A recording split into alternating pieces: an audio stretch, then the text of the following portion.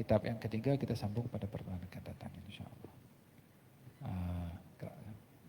Baca. Satu fakrah cukup. Bismillahirrahmanirrahim. Kitab Penawar Hati karangan Syekh Abdul Qadir Al-Mandili. Kitab Penawar Hati karangan Syekh Abdul Qadir Al-Mandili. Qala al-Syekh Abdul Qadir Al-Mandili wa nafa'anahu bihi wa bi ulumihi fi ad-darain. Amin Allahumma amin. Fasal 2 rakus dalam berkata-kata muka surat 38. Fasal 2 rakus dalam berkata-kata muka surat 38. 3. Berbantah-bantahan. Adapun berbantah-bantah itu adalah mencela perkataan orang lain dengan menzahirkan keceriaan padanya, sama ada keceriaan pada lafaz atau pada maknanya. Yang dibangkitkan pada perbantahan itu dua perkara. Ada kalanya kerana ingin meninggikan diri dengan menzahirkan kelebihan dirinya, dan ada kalanya kerana tabiat yang jahat dan suka menghinakan orang lain. Maka berbantah-bantah itu hanya menguatkan dua perkara yang sangat keji ini. Apa yang wajib atas engkau ialah engkau membenarkan apa yang engkau dengar daripada perkataan yang sebenar, dan engkau diam daripada apa yang engkau dengar daripada perkataan yang salah. Melainkan apabila ada faedah bagi agama pada menyebutnya, maka engkau sebutkanlah dengan lemah lembut. Satu hadis dari Abu Umamah radhiyallahu anhu, Rasulullah sallallahu alaihi wasallam bersabda, yang maksudnya sesiapa yang meninggalkan berbantah-bantahan pada ketika ia salah, dibina baginya rumah di pinggir syurga. Dan sesiapa yang meninggalkannya pada ketika ia yang sebenarnya, nescaya diperbuat mahligai di tengah-tengah syurga. Dan sesiapa yang elok akhlaknya, dibina mahligai baginya pada setinggi-tinggi kedudukan dalam syurga. Yang demikian kerana meninggalkan berbantah atas yang sebenar itu lebih sukar. Sabda Nabi SAW yang maksudnya seseorang hamba tiada dapat kesempurnaan dalam hakikat iman sehingga ia meninggalkan berbantah-bantah sekalipun ia yang benar. Nah, hal-hal yang terkait dengan menjaga lisan daripada dusta, daripada mengumpat, termasuk menjaga lisan daripada berbantah-bantahan. Baik itu berbantah-bantahan antara suami istri, antara teman dengan teman, atau berbantah-bantahan dekat Facebook, apa saja dalam bentuk bantahan. Bila kita berselisih dengan orang, cukup kita mengedepankan kita punya hujah dan dalil tanpa memaksa orang itu untuk menerima kita punya hujah. Kita tugas menyampaikan dan menerangkan tanpa berdebat yang boleh menimbulkan permusuhan dan juga perselisihan. Bila tak bersetuju, orang katakannya kita bersetuju untuk tidak bersetuju. Saling hormati dengan apa yang pendapat masing-masing selagi hujahnya adalah hujah yang muktabar tanpa mengilzam. Kamu kena ikut aku. Aku paling benar.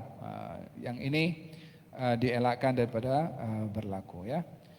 Dalam hadis ini cukup jelas, siapa meninggalkan bantahan ketika ia salah akan dibina baginya rumah di pinggir syurga. Siapa yang meninggalkan bantah-bantahan ketika ia berada dalam keadaan benar, maka ia akan dibangunkan mahligai di tengah-tengah syurga. Barang siapa yang dia elok akhlaknya, dibina mahligai baginya pada setinggi-tinggi kedudukan dalam syurga. Ini terjemahannya. Jadi barang siapa yang mantarakal mira'ah, barang siapa meninggalkan perdebatan, wa huwa mubtil, sementara dia salah, akan dibangunkan rumah di pinggir syurga. Mengaku ketika salah dan meninggalkan berbantah. Dan barang siapa meninggalkan berbantah-bantah dalam keadaan ia benar, maka akan dibangunkan rumah di tengah-tengah syurga. Dan barang siapa yang baik akhlaknya, maka akan dibangunkan rumah di syurga yang tertinggi. Moga-moga Allah Subhanahu wa taala berkati majelis kita. Amin Allahumma amin.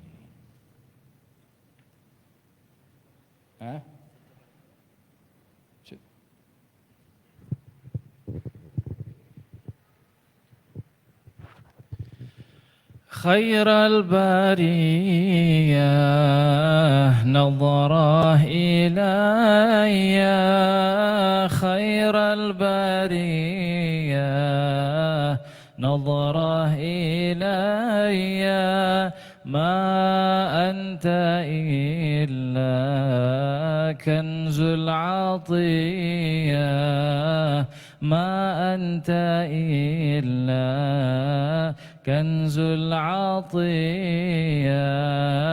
خير البرية نظره إلي خير البرية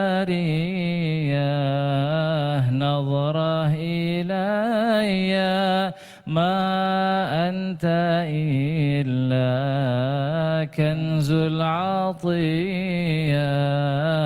ما أنت إلا كنز العطية يا بحر فضل وتاج عدل جد لي بوصل قبل المنية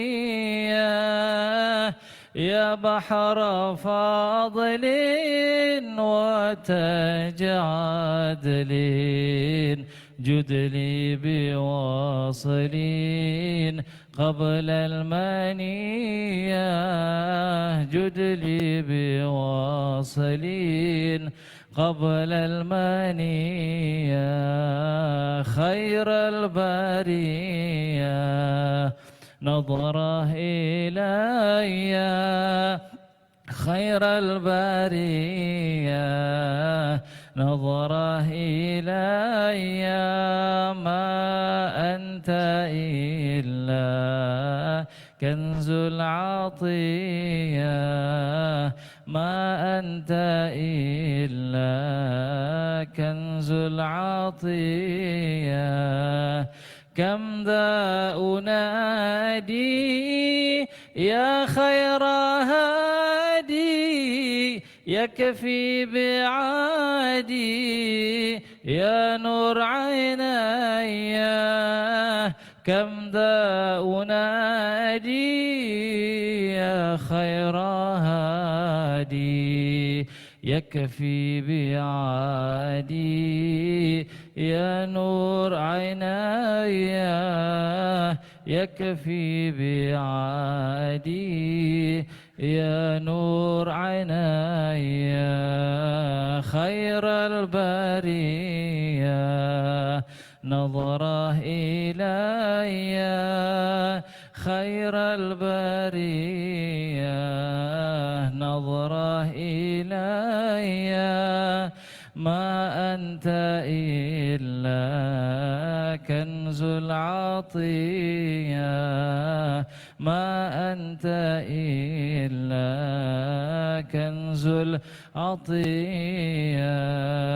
صلاة ربي عليك حبي ما دام قلبي بالذكر حيا إني محب بذكر أحمد بشر محبا ولو برؤيا بشر محبا ولو برؤيا خير البرية نظرة إلي خير البرية نظرة إلي ما أنت إلا كنز العطية ما أنت إلا كنز العطية اللهم صل وسلم وبارك عليه وعلى آله. Banyak soalan, saya ambil beberapa saja malam ini untuk merespon soalan yang dihantar. Suami istri mengamalkan perancang keluarga, namun qadarullah istri hamil.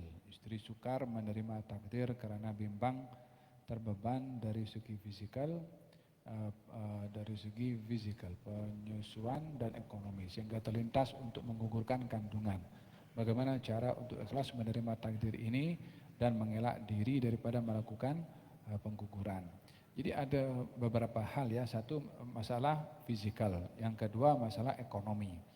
Jika masalahnya pada ekonomi, khawatir terbeban dengan beban tak boleh bagi makan dan nafkah dan seterusnya, tidaklah seorang muslim itu akan mendahului masa untuk mengatakan dirinya tidak mampu sementara ia belum sampai kepada masa tersebut, karena ia tidak tahu apa yang berlaku pada masa hadapan. Kenapa? Dia mesti berfikir kalau dia tumbuh dewasa tak boleh memberi nafkah. Berbandingkan dia boleh berfikir sama di masa hadapan dia boleh menjadi seorang yang kaya raya. Kan sama-sama boleh terjadi. Kenapa mengambil yang satu tidak mampu, sementara itu belum terjadi, sementara kita berpikir kita akan mampu bahkan lebih daripada itu, kalau sangkaan atau anggapan. Dalam hal ini Allah Subhanahu wa taala berfirman, wala taqtulu awladakum min imlaq. Kamu jangan bunuh anak kamu karena kamu miskin, kami yang bagi rezeki kamu dan kami yang bagi rezeki anak kamu.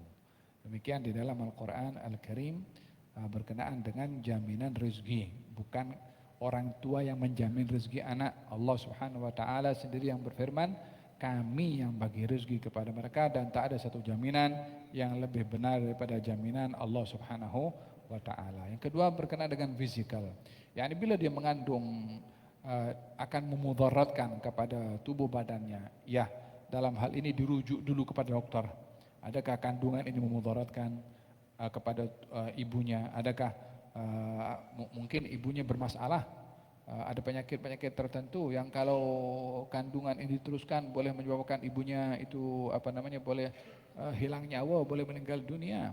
Ya, dalam hal ini diutamakan yang hidup jelas yaitu ibunya berbandingkan kandungannya setelah mendapatkan kepastian muktamad daripada dokter yang ahli, bahkan daripada beberapa dokter untuk memastikan supaya tak tergelincir ia membunuh janin yang ada dalam kandungan.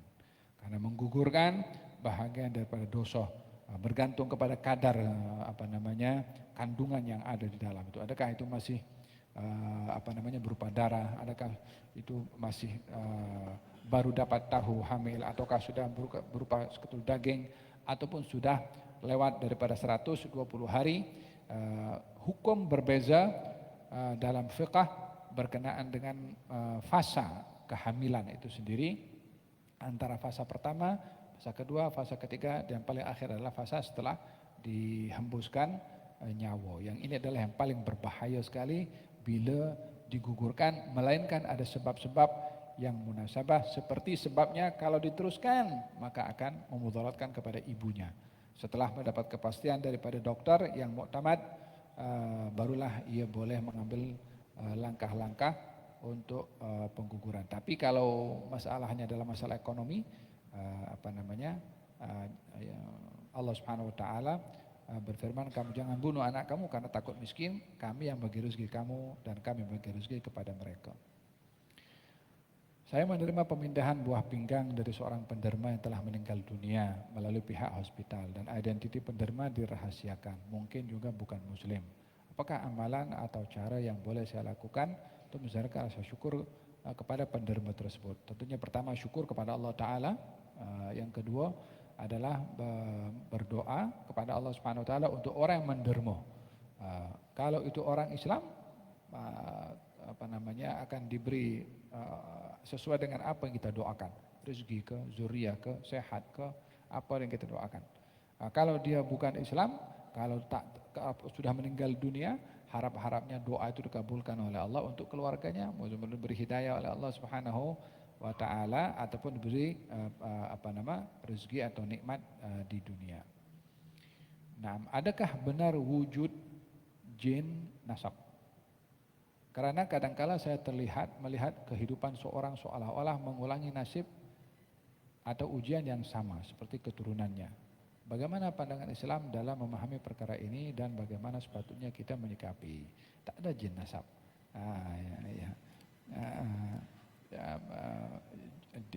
Ada beza antara jin dengan syaitan. Ya, kalau jin ada yang baik, ada yang tidak baik, seperti mana juga manusia. Ada yang mengganggu kepada manusia, ada yang tidak.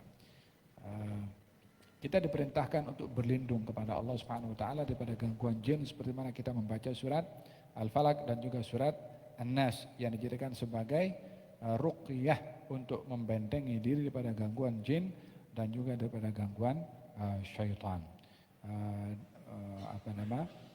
Berlakunya ujian yang bersamaan dengan apa yang berlaku kepada leluhurnya tidak menjadi sebab bahwasanya apa yang berlaku dahulu itu akan diwarisi oleh keturunannya. Sebagaimana tak ada sesiapa akan mewarisi kebaikan orang dan juga kejahatan orang. Wala taziru waziratun wizra ukhra. Yani tak ada orang akan membawa dosa orang lain. Wa tahmilu min untha wala tadau illa Allahumma shalli ala Muhammad wa Muhammad wala taziru waziratun ukhra wa in tazku muthqalatun ila himliha la yuhmalu minhu syai'un walau kana dza qurba. Kalau orang berdosa, maka tak ada siapa membawa dosanya, hatta kerabatnya tak ada. Dia akan menanggung dosa dia sendiri. Nah, kemudian katanya di sini Allahumma shalli ala Muhammad wa ala ali sayyidina Muhammad. La ilaha illallah Muhammadur Rasulullah. Oke, selepas berkahwin, adakah lelaki perlu sentiasa mengutamakan ibu berbandingkan istri dalam perkara-perkara kecil harian? Contohnya, ibu suruh beli sos, istri suruh beli kicap. Siapa yang patut diutamakan? Beli dua-dua lah. Beli dua-dua, bagi kepada ibunya, bagi kepada istrinya. Tapi apapun bagi lelaki, ibu didahulukan. Ibu didahulukan. Nah, bagi si istri, suami didahulukan. Kecuali hal-hal yang bersifat maksiat. Satu hari Al-Imam Abu Hanifah, saya catat mana? Al-Imam Abu Hanifah itu diperintahkan oleh ibunya Al-Imam Abu Hanifah, kamu pergi kepada Ustadz Fulan atau Syekh di Baghdad, ada satu Syekh katanya, kamu pergi kepada Syekh itu, tanya kepada dia hukum ini apa. Ini anaknya kan imam besar ini, Abu Hanifah. Ibunya suruh dia tanya kepada Syekh lain. Abu Hanifah tak komplain. Ibu aku ni imam besar. Dia pergi jumpa dengan Syekh tu. Katanya, Syekh, ibu saya tanya hukum ini dan itu. Kata Syekh tu, ya imam, engkau lebih layak menjawab soalan ini, engkau lebih alim daripada aku. Kata Abu Hanifah, saya disuruh oleh ibu saya tanya kepada engkau, aku taat je. Kata Syekh itu mengatakan kepada Abu Hanifah, menurut kamu soalan ibu kamu apa jawabannya? Kata Abu Hanifah, jawabannya begini.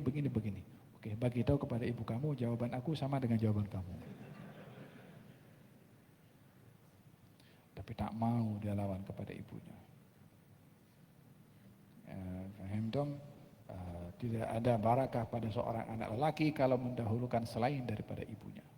Mau kawannya, mau siapa, mau istrinya, mau siapa, selagi ia di dalam hal yang benar, dalam hal taat. Seharusnya istri membantu kepada suami untuk taat kepada orang tuanya supaya kehidupannya berkat.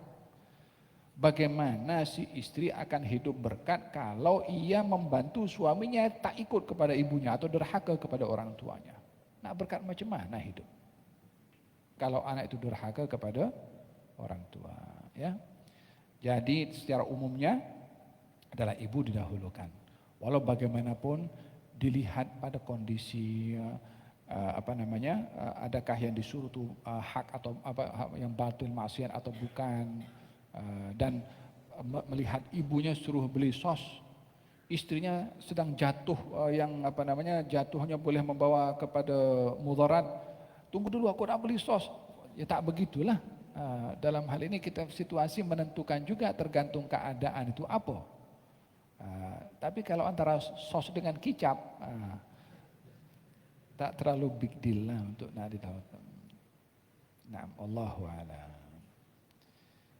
Allah, mudah-mudahan Allah SWT berkati majlis kita. Alhamdulillah, maaf atas kelewatan. Al-Fatihah ila hadrat Nabi Muhammad sallallahu alaihi wasallam.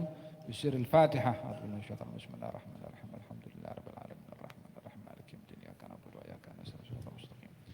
Shiratal ladzina an'amta 'alaihim ghairil maghdubi 'alaihim waladdallin. Amin. Rabbana taqabbal minna innaka antas samiul 'alim wa tub 'alaina innaka antat tawwabur rahim. Da'wahum fiha subhanakallahumma wa tahiyyatuhum fiha salam. Wa akhiru da'wahum alhamdulillahi rabbil alamin. Taqabbalallahu minkum.